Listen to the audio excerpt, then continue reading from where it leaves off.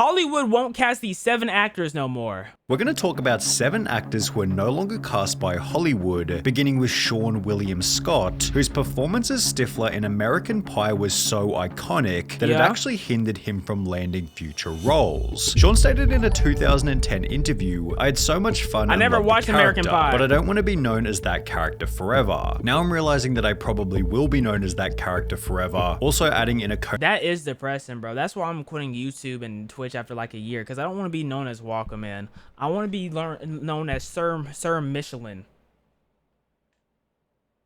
That's what I really want to be known for, but I have to work my way up until that point. Conan O'Brien interview that Stifler's basically all he's seen as when fans meet him in real life. Do people like think you're Stifler? Do you have situations where people think that I'm my guy? Yeah. They think that I'm Stifler. This made it difficult for Sean to land any role where he wasn't playing a douchey frat boy, although this wasn't so much of an issue at the start. He'd star in films such as Dude, Where's My Car?, The Dukes of Hazzard, as well as Role Models, finding success in each film with the American Pie persona. However, these types of raunchy teen comedies aren't all that common anymore, and with Sean William Scott approaching his 50th birthday, it's not difficult to see why he no longer has the same utility as he used to. Between 2019 and 2022, Sean didn't appear in a single production, yet he would return in a TV series called He's trying to make a comeback, bro. It's just American Pie was so iconic.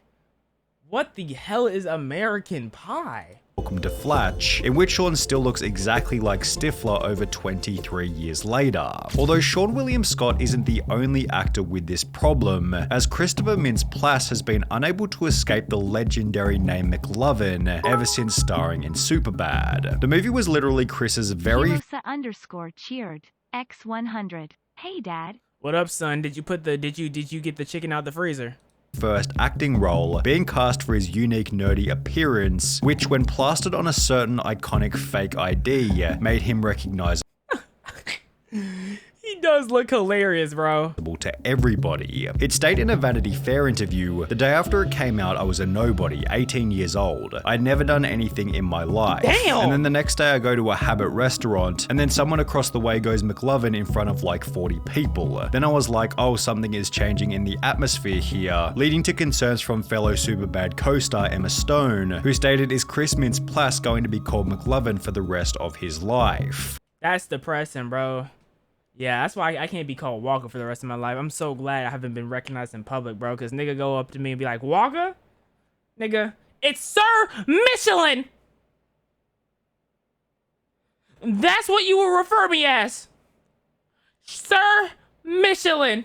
Chris had found himself with the same curse as Sean William Scott, which is interesting as the two would star alongside each other only 1 year after Superbad, where Chris played a character very similar to McLovin. More than half of his 5 most recent films have been voice acting roles. Hey, he was in How to Train Your Dragon though, so hey, he got in a movie with one of the goats. It is what it is. Possibly done so he could disassociate from McLovin, yet on the trailer for his most recent film called Honor Roll, one of the top comments is still, "You know you're getting old when McLovin from Superbad now plays guidance counselor roles in teen movies." Despite being unable to escape the curse of McLovin, Christopher Mintz-Plasse has managed to find success in the music industry with his band called Main Man. When asked during an interview, "Do you ever feel pulled toward acting or music more than the other?" Chris responded by stating, "I would love to keep balancing the two. I think I'm very lucky and grateful for where I am right now that I can do both. Acting, you can work for 3 months and not work for 6 months. So in that time, I love the momentum of music and everything that's going on. The momentum right now is very musical. I kind of just go with the flow."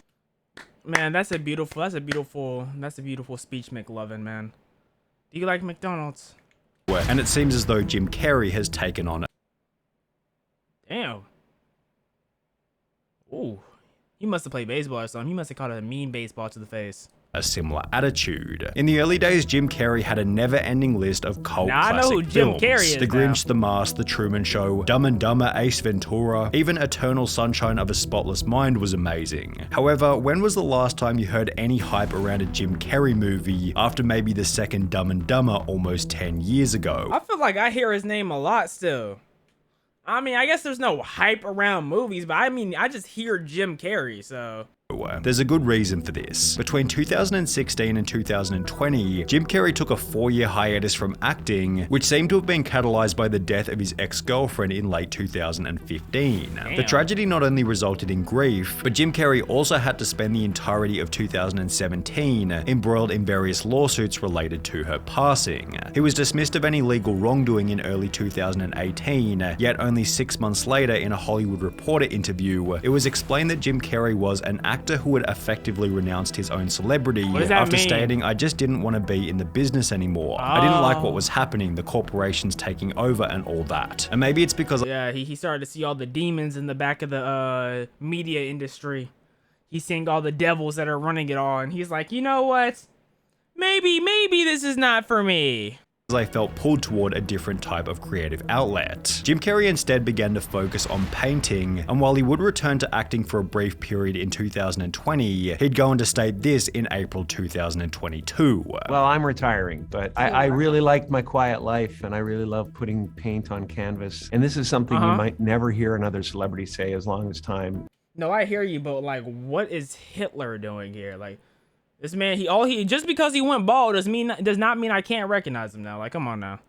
Exists. I have enough. I've done enough. I am enough. He added that Sonic the Hedgehog 2 would be his final movie, and apart from a small appearance in the Weeknd's Out of Time music video, Jim Carrey has stayed true to his retirement. But whatever happened to Tobey Maguire? Oh, you know, he's still here. He's still there, bro. I don't care what other movies this guy's playing. He'll always be Spider-Man to me. That's every Spider-Man, though. That's Andrew Garfield. That's going to be Tom Holland. Even though I heard Tom Holland's a great actor, but that nigga's just fucking Spider-Man, bro. I don't care. He's Spider-Man and Zendaya's boyfriend. By this comment, I don't care what other movies this guy plays in, he will always be Spider-Man to me, and while this is true for most Tobey Maguire fans, he isn't really typecast in the same way as McLovin or Stifler. He found success playing fairly unique roles in other films such as The Great Gatsby, yet since 2014, almost 10 years ago, he appeared in no more than 3 films and 1 episode of a TV show. Why? He's not a romantic lead, he's not an action star, he's not a comedic actor, he's not a Shakespearean. His boyish good looks were appealing in his 20s and 30s, but not when he's in his early 40s. Basically, Tobey Maguire has a limited range as an actor, and there aren't many roles for him within that range. They just called him a bad actor. They said he can't do this, he can't do that, he's ass, he's trash, he's garbage. Besides being fairly limited in terms of what roles he can play, Tobey Maguire has also found himself in numerous media scandals. In 2015, it was reported that Maguire won as much as 30 to 40 million from illegal poker games over the course of 3 years, with most of this money having come from a hedge fund manager who's now serving 10 years in prison himself for running an illegal Ponzi scheme. The poker games were organized by a woman named Molly Bloom, who wrote in her memoir Ponzi Scheme. The poker games were organized.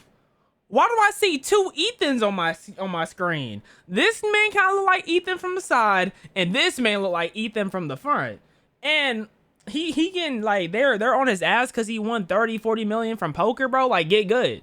Illegal poker. What does that mean? What's illegal poker?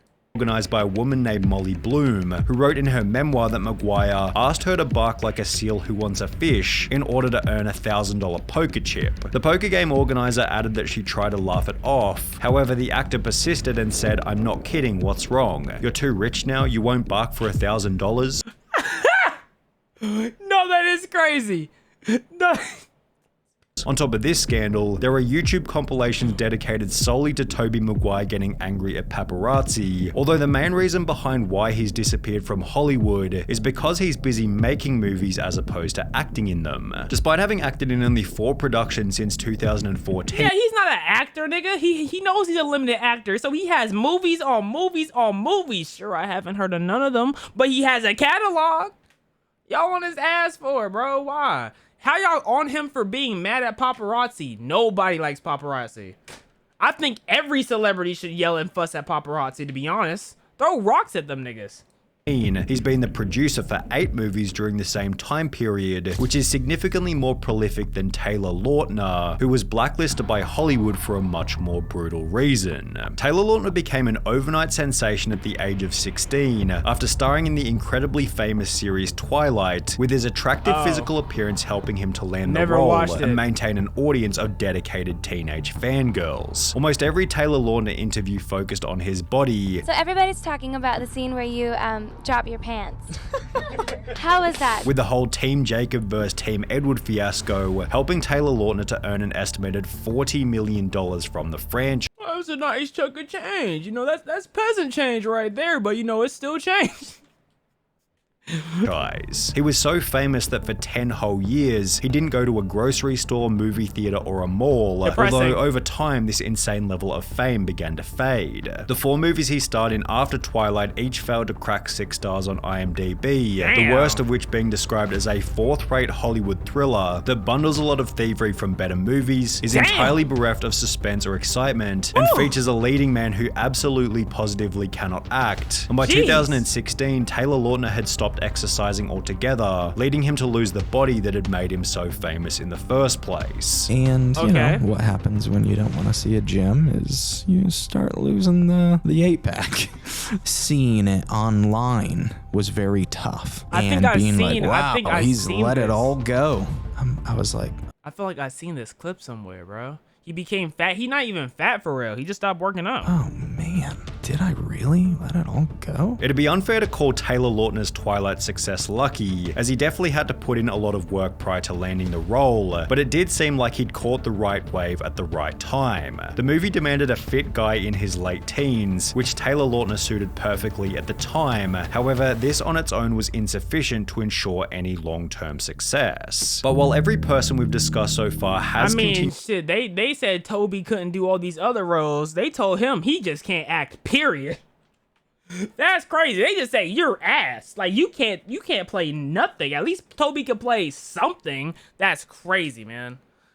To land small roles here and there. I'm not it's giving time you to talk about Cameron Diaz, who hasn't been cast in a single movie since 2014. Wow. She found massive success with movies such as Shrek, Charlie's Angels, and There's Something About Mary, holding the title of the highest paid actress over the age of 40, while appearing in multiple films every year up until her disappearance. So what happened? Well, she got her bag and left.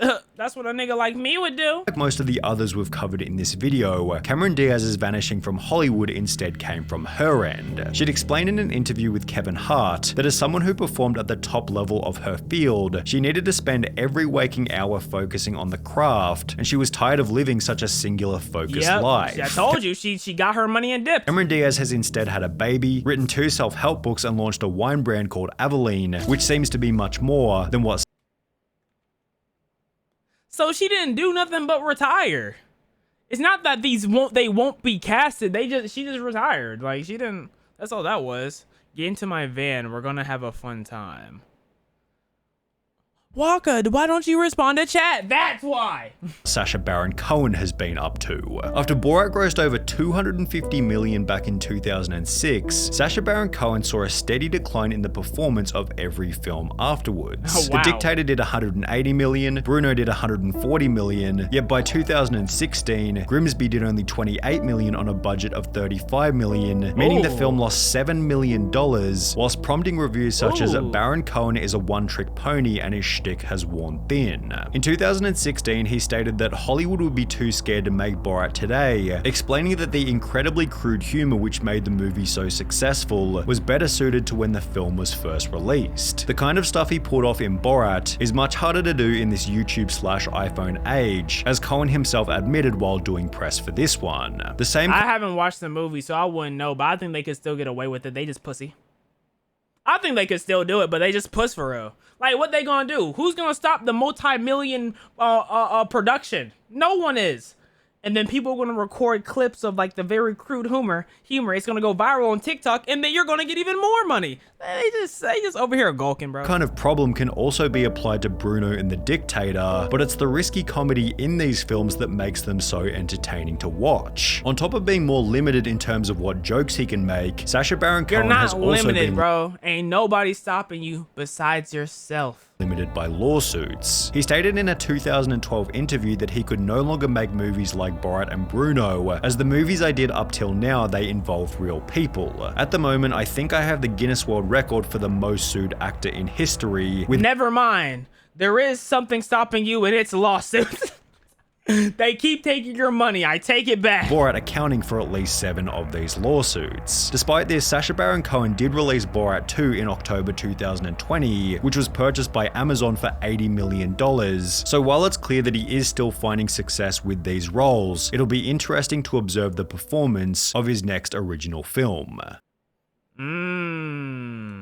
So basically, he's getting hoed. That's what it sounds like. That's all I heard. Some people getting hoed and some people retiring. That's all that was.